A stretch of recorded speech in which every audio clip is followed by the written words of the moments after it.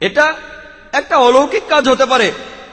যখন বাইবেল বলছে যে ঈসা আলাইহিস সালাম মৃতকে জীবিত করতে পারতেন, তিনি কুমারী মায়ের গর্ভে জন্মেছিলেন। কোনটা চিন্তা করা বেশি কঠিন, কুমারী মায়ের গর্ভে জন্ম নেয়া, মৃত মানুষকে জীবিত করা, নাকি লাঠির উপর ভর দিয়ে অনেক সময় পার করা? এখানে কোনটা বেশি কঠিন? যখন আল্লাহ যিশুর মাধ্যমে অলৌকিক কাজ দেখাতে পারেন, তাহলে সুলাইমানের মাধ্যমে কেন দেখাতে পারবেন না? মুসা আলাইহিস সালাম সাগর ভাগ করেছিলেন, তিনি লাঠি ছুটে মারলে সেটা হয়ে যেত সাপ। বাইবেলে এই কথা আছে, কোরআনে আছে। আল্লাহ এত কিছু করতে পারলে একজন মানুষকে কেন লাঠির উপর দাঁড় করিয়ে রাখতে পারবেন না? যাই হোক, আরো অনেকভাবে এটার উত্তর দিতে পারি।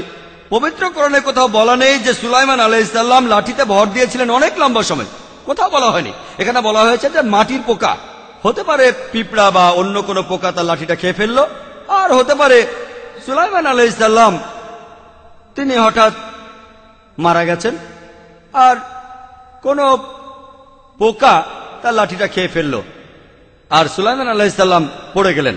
তবে ধরুন আমি কোরআনের সাথে ভিন্ন মত হয়ে আলোচনা করছি, কারণ আপনি একমত হয়ে আলোচনা করুন অথবা ভিন্ন মত হয়ে।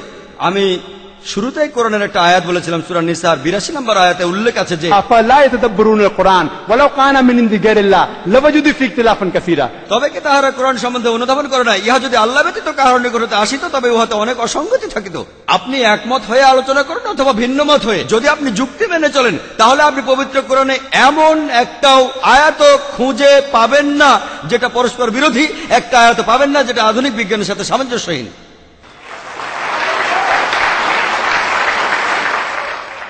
ডক্টর ক্যাম্বেলের কথা মেনে নিলাম যে সুলাইমান আলাইহিস সালাম লম্বা সময় দাঁড়িয়েছিলেন। উত্তরটা ওই আয়াতগুলোতে আছে যে যখন সুলাইমান আলাইহিস সালাম পড়ে গেলেন, জিনরা তখন বলল যে যদি তারা জানতো যে সুলাইমান আলাইহিস সালাম মারা গেছেন তাহলে তারা শাস্তি ভোগ করতো না। এর অর্থ হচ্ছে যে এমনকি জিনেরাও, তাদেরও ইলমে গায়েব নেই, তারাও অদৃশ্য বিষয় জানতে পারে না।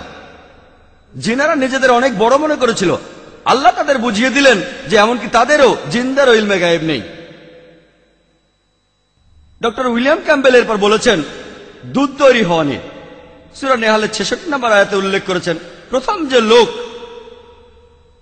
রক্তের সঞ্চালন নিয়ে কথা বলেছেন তিনি হলেন ইবনে নাফিস, কোরআন নাজিল হওয়ার 600 বছর পরে। আর ইবনে নাফিসের 400 বছর পরে উইলিয়াম হার্ভে এই জ্ঞানটা পশ্চিমে নিয়ে এলেন।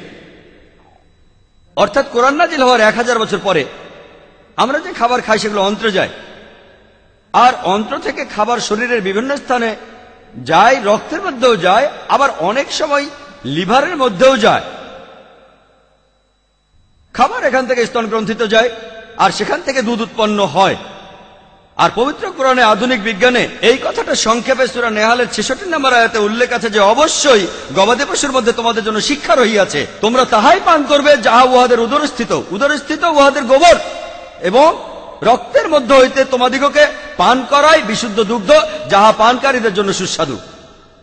আলহামদুলিল্লাহ, আমরা কিছুদিন আগে জানতে পেরেছি বিজ্ঞানে, কিছুদিন আগে মানে 50 বছর আগে, 100 বছর আগে কোরআনে এই কথাগুলো বলা হয়েছে 1400 বছর আগে। আর একই কথা আছে পবিত্র কোরআনে সূরা মুমিনুনের 21 নম্বর আয়াতে। ডক্টর উইলিয়াম ক্যাম্বেল পশু পাখি সম্প্রদায় নিয়ে কিছু কথা বললেন। পবিত্র কোরআনে সূরা আনামের 38 নম্বর আয়াতে আছে ভূপৃষ্ঠে বিচরণকারী এমন জীব নেই অথবা নিজ ডানার সাহায্যে এমন কোন পাখি উড়ানো যাহারা তোমাদের মতো একটি সম্প্রদায়। আর ডক্টর উইলিয়াম ক্যাম্বেল বললেন আমরা জানি স্ত্রী মাকড়সা পুরুষকে মেরে ফেলে, বাবাকে মেরে ফেলে, আমরা কি মারি? সিংহ এটা করে, হাতি ওটা করে। তিনি এখানে ব্যবহারের কথা বলছেন, কোরআন এখানে ব্যবহারের কথা বলছে না। ডক্টর উইলিয়াম ক্যাম্বেল যদি কোরআন বুঝতে না পারেন তার মানে এই না যে কোরআন ভুল। কোরআন বলছে তারা সম্প্রদায়ে বসবাস করে, তার অর্থ জীবজন্তু আর পশু পাখি দলবদ্ধ হয়ে থাকে, সমাজবদ্ধ হয়ে, আমাদের মানুষের মতোই। এখানে কোনো ব্যবহারের কথা বলা হয়নি।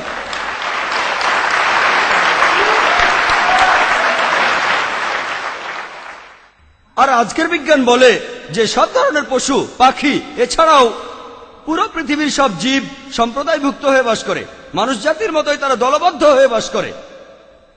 আর আমার হাতে প্রজনন তত্ত্বের সবকিছু নিয়ে বলার সময় নেই। আমি ডক্টর উইলিয়াম ক্যাম্বেলের সবগুলো পয়েন্টের উত্তর দিয়েছি। প্রজনন তত্ত্ব নিয়ে বিস্তারিত বলছি।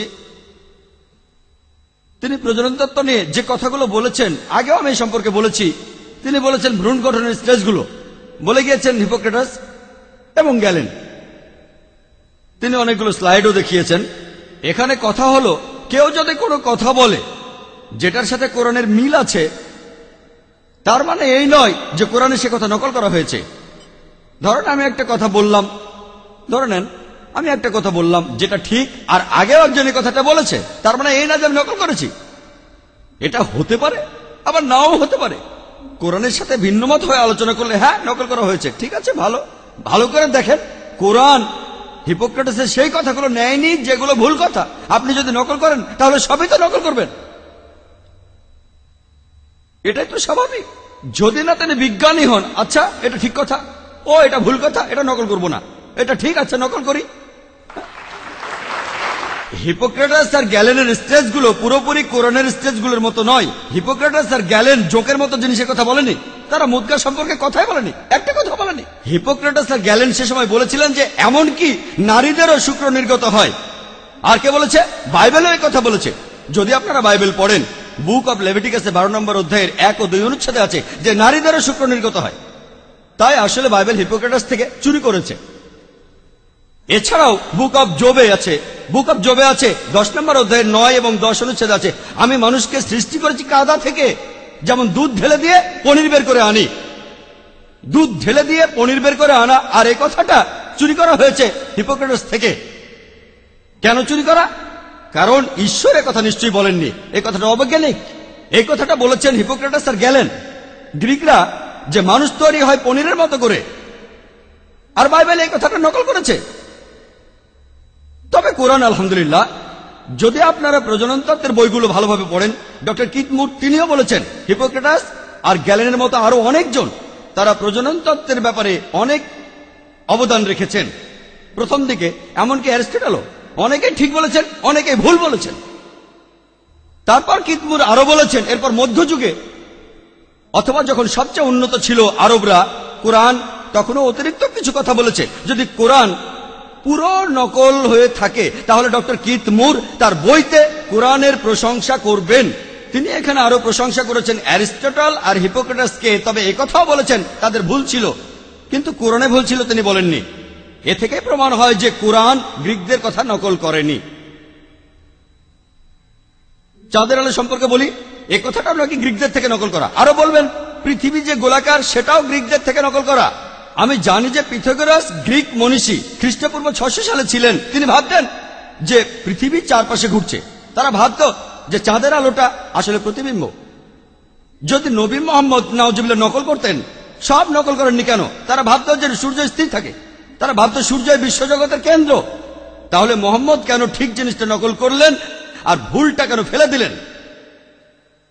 এটাই প্রমাণিত হয় যে নবী মুহাম্মদ সাল্লাল্লাহু আলাইহি সাল্লাম কোনো নকল করেননি। ডক্টর ক্যাম্বেল একটা লিস্ট দিয়েছিলেন যে প্রথম থেকে গ্রিক থেকে সিরিয়াক, সিরিয়াক থেকে আরবি। সে এক বিশাল গবেষণা। কোরআনের মাত্র একটা আয়াত দিয়ে প্রমাণ করা যায়। পবিত্র কোরআনে সূরা আনকাবুতের 48 নম্বর আয়াতে উল্লেখ করা আছে যে তুমি তো ইহার পূর্বে কোনো কিতাব পাঠ করো নাই এবং তোমার স্বহস্তে কোনো কিতাব লিখো নাই, আর যদি এমন হইতো তাহা হইলে মিথ্যাচারীরা সন্দেহ পোষণ করিত। নবী মুহাম্মদ ছিলেন উম্মি, তিনি ছিলেন নিরক্ষর। ইতিহাসের এই সত্যটা দিয়ে প্রমাণ করা যায় যে তিনি কোনো জায়গা থেকে চুরি করেননি। যথেষ্ট। চিন্তা করেন, যে বিজ্ঞানী খুবই শিক্ষিত তিনিও এই কাজ করতে পারতেন না, কিন্তু সর্বশক্তিমান আল্লাহ তার শেষ নবীকে বানিয়েছেন উম্মি, যাতে করে মিথ্যাচারীরা সন্দেহ না করে। যারা ইসলামের বিরুদ্ধে বই লেখে তারা তাদের মুখ খুলতে না পারে নবী ছিলেন উম্মি। আর বাইবেল সম্পর্কে আমি আরো কিছু কথা বলতে চাই। কোরআনের বিরুদ্ধে ওনার সব অভিযোগের উত্তর আমি দিয়েছি আলহামদুলিল্লাহ। তিনি প্রমাণ করতে পারেননি কোরআন বিজ্ঞানের বিরুদ্ধে যায়, আর 22টা সমস্যার সমাধান তিনি দেননি। দুটোর উত্তর দিয়েছেন, তার সমাধান হয়নি। তাই 22টা সমস্যা এখনো আছে যে বাইবেল আধুনিক বিজ্ঞানের সাথে সামঞ্জস্যপূর্ণ নয়। 23 নম্বর পয়েন্ট, প্রাণীবিজ্ঞানের ক্ষেত্রে। প্রাণীবিজ্ঞানের ক্ষেত্রে এটার উল্লেখ আছে লেভিটিকাসের 11 নম্বর অধ্যায়ের 6 নম্বর অনুচ্ছেদে যে খরগোশ গরুর মতো জাবর কাটে। আগের দিনের মানুষ এমনটাই মনে করত। এখন আমরা জানি খরগোশ জাবর কাটে না, আর খরগোশের পাকস্থলীতেও কোন রকম প্রকোষ্ঠ নেই। এছাড়াও আছে প্রভার্বের 6 নম্বর অধ্যায়ের 7 নম্বর অনুচ্ছেদে যে পিঁপড়াদের কোনো শাসক নেই, কর্তা নেই, প্রধান নেই। এখন আমরা জানি যে পিঁপড়ারা একটা বুদ্ধিমান কীট। তারা ভাগাভাগি করে তাদের সব কাজ করে। তাদের সমাজে আছে প্রধান, ফোরম্যান, আছে শ্রমিক, এমনকি একজন রানীও আছে, তাদের একজন শাসক আছে। তাই বাইবেলই এখানে অবৈজ্ঞানিক। এছাড়াও উল্লেখ আছে জেনেসিসের 3 নম্বর অধ্যায়ের 14 নম্বর অনুচ্ছেদে আর আইজায়ার 65 নম্বর অধ্যায়ের 25 নম্বর অনুচ্ছেদে যে সাপ ধুলো খায়। কোন প্রাণীবিদ্যার বই বলে না সাপ ধুলো খায়। বুক অব লেভিটিকাসে আছে 11 অধ্যায়ের 20 অনুচ্ছেদে যেসব প্রাণীকে তোমরা ঘৃণা করবে 4 পায়ের কোনো পাখি, এদেরকে ঘৃণা করতে হবে। কিছু বিশেষজ্ঞ বলেন হিব্রু উফ শব্দটার সঠিক অনুবাদটা আসলে পাখি নয়, কিং জেমস ভার্সনে এটা কীটপতঙ্গ যারা উঠতে পারে, আর নতুন ইন্টারন্যাশনাল ভার্সনে প্রাণীটা উঠতে পারে।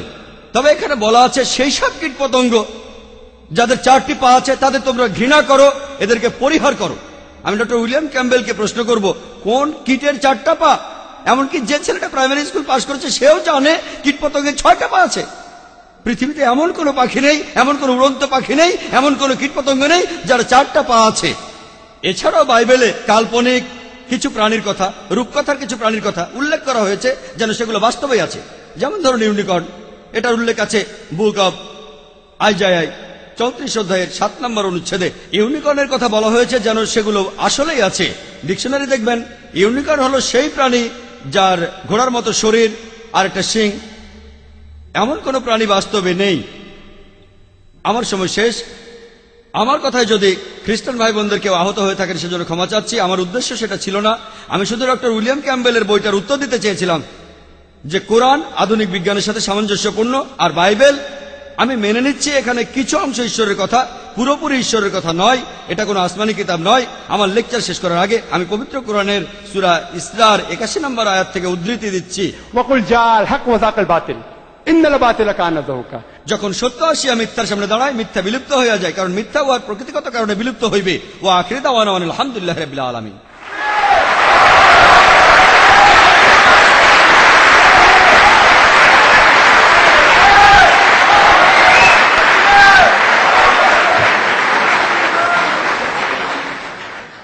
সবশেষে এই অনুষ্ঠানে আমরা শুরু করতে যাচ্ছি শ্রোতাদের অংশগ্রহণের প্রশ্ন উত্তর পর্ব।